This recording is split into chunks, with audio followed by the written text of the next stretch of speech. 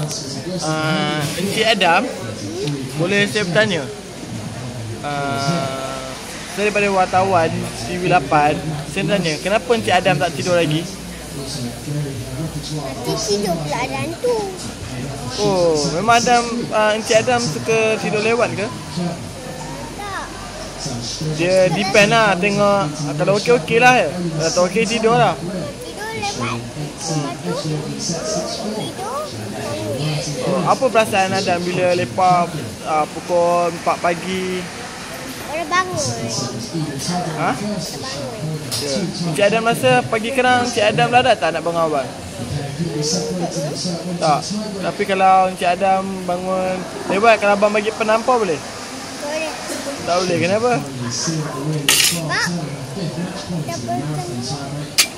kita ada pergi tidur bilik lain. Ni semua ni Encik Adam nak belanja lah. Encik Adam tak nak bagi flying kiss ke apa ke? Muah. Satu lagi. Sekali lagi. Muah.